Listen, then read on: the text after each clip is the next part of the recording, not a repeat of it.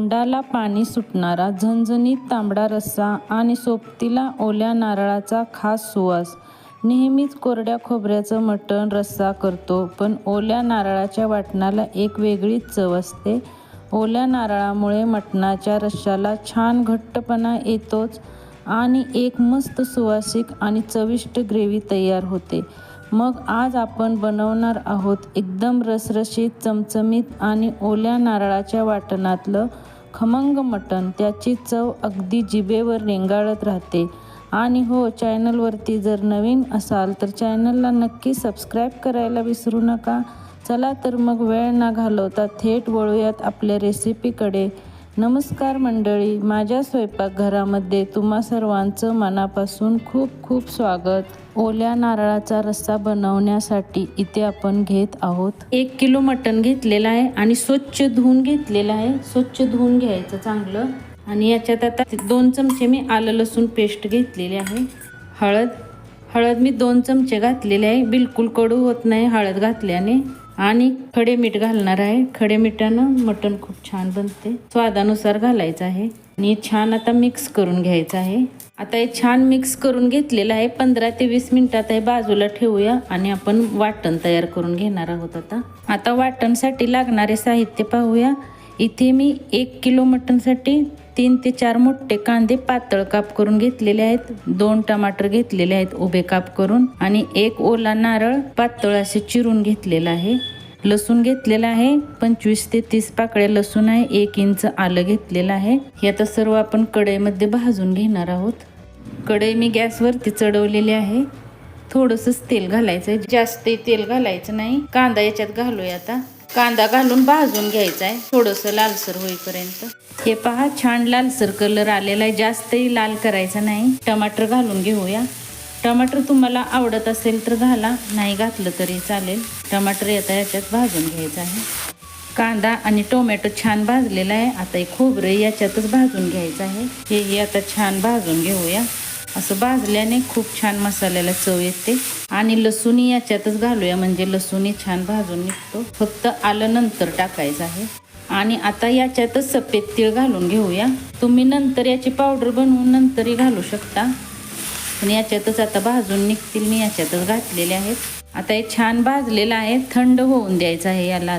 इथे आता मिश्रण थंड झालेलं आहे. मी मिक्सरच्या भांड्यामध्ये घालून घेतलेलं आहे. आलं सुद्धा याच्यातच घालायचं आहे आणि थोडं थोडं पाणी घालत हे मिश्रण एकदम बारीक वाटून घ्यायचं आहे. हे पहा, सर्व मसाला मी आता मिक्सरला बारीक करून घेतलेला आहे. इथे आता मी पातेल्यातच मटण करणार आहे. तेल घालूया. याच्यात मी आता काही खडे मसाले घातले आहेत. लवंग, तमालपत्र आणि लवंग 5 घेतलेत, काळी मिरी 5 घेतलेत आणि दालचिनीचा तुकडा आहे. तमालपत्र 2 घेतलेले आहेत. आणि हा मसाला घालून छान आता भाजून घ्यायचा आहे. आता हा मसाला चांगला तेलात भाजून घ्यायचा आहे. मग बाकीचे मसाले घालणार आहोत. मी आता इथे पातेल्यातच करते. तुम्ही कुकरमध्ये सुद्धा करू शकता किंवा असं शिजवून घेऊन नंतर मसाला भाजून करू शकता. मी डायरेक्ट आता मसाला भाजून याच्यातच मटण शिजवून घेणार आहे. आता वाटण घालून 7-8 मिनिटे याला चांगलं भाजून घ्यायचं आहे. हे पहा, छान भाजलेलं आहे. आता लाल तिखट घालायचं आहे. तुम्हाला जेवढं आवडेल तसं तुम्ही घालू शकता.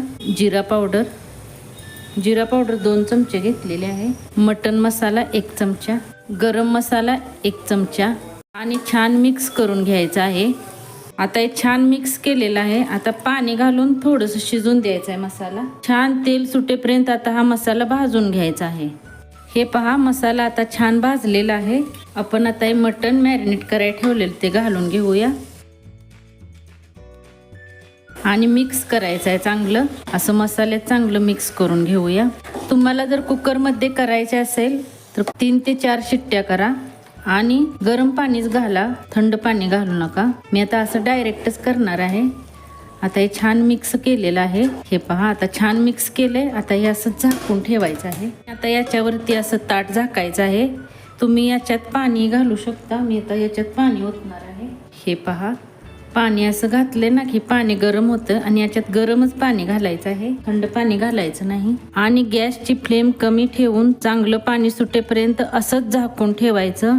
आणि मध्ये मध्ये झाकण खोलून परतून घ्यायचं आहे, म्हणजे मसाला किंवा मटण पातेल्याला खाली लागणार नाही। हे पहा, आता याच्यावरचं पाणी गरम झालेलं आहे आणि मध्ये मध्ये मी हलवून घेतलेलं आहे, म्हणजे करपणार नाही खालून। तर आपण ताट काढून घेऊया आणि हे पहा, पाणी सुटलेलं आहे आणि रंग खूप छान आलेला आहे।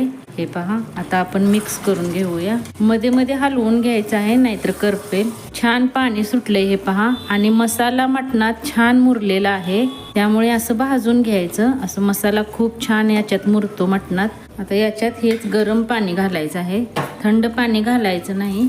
हे पहा, आता इथं मटण शिजायला आपल्याला 1 तास तरी लागणार आहे, त्यामुळे मी पाणी घालून घेतलेलं आहे। जास्त थोडं पाणी घालायचं, म्हणजे शिजलं जाईल। अजून पाणी लागेल तर गरम करूनच घालायचं, पण थंड पाणी अजिबात घालू नका। हे पहा, आता मी छान मसाला मिक्स केलेला आहे। आता हे गॅस फुल करून उकळवून घ्यायचं आहे। हे बघा, आता छान उकळायला लागलेलं आहे, तासभर तरी लागेल। पण हे बघा, मी एकाच पातेल्यात सर्व मसाला घालून डायरेक्ट केलेला आहे। जर तुम्हाला हळद मीठ लावून शिजवून घ्यायचं असेल तरी सुद्धा तुम्ही तसंही करू शकता, पण मी आज डायरेक्ट असं बनवलंय। तुम्हाला जर आवडेल तर तसंही करू शकता। आता याच्यावरती असंच झाकण ठेवून मी याच्या ताटामध्ये आता पाणी घातलेलं आहे, असंच झाकण ठेवून आता छान असं शिजवून घ्यायचं आहे। मऊ छान शिजेपर्यंत शिजवून घ्यायचं आहे। आता शिजवून घेऊया आणि गॅसची फ्लेम मध्यमच ठेवायची आहे। तासभर झालेला आहे, चला शिजले का ते पाहूया आपण।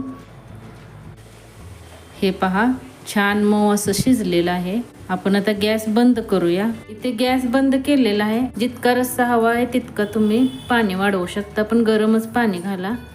कोथिंबीर घालूया। बघा, तर मग आपल्या ओल्या नारळाचा चमचमीत मटण रस्सा तयार आहे। रंगही किती छान आलाय। गरमागरम बाजरीची भाकरी किंवा ज्वारीची भाकरी किंवा वाफाळलेल्या भात, कांदा आणि लिंबासोबत हे मटण खूपच भारी लागते। ही रेसिपी तुम्ही घरी नक्की बनवून बघा। तुम्हाला कशी वाटली हे कमेंट करून नक्की सांगा। रेसिपी आवडली असेल तर व्हिडिओला लाईक करा, तुमच्या मित्रमैत्रिणी परिवारासोबत शेअर करा आणि आपल्या चॅनलला सबस्क्राईब करायला अजिबात विसरू नका। पुन्हा भेटूया अशाच एका खमंग रेसिपीसोबत। तोपर्यंत मस्त खा आणि स्वस्त रहा। धन्यवाद।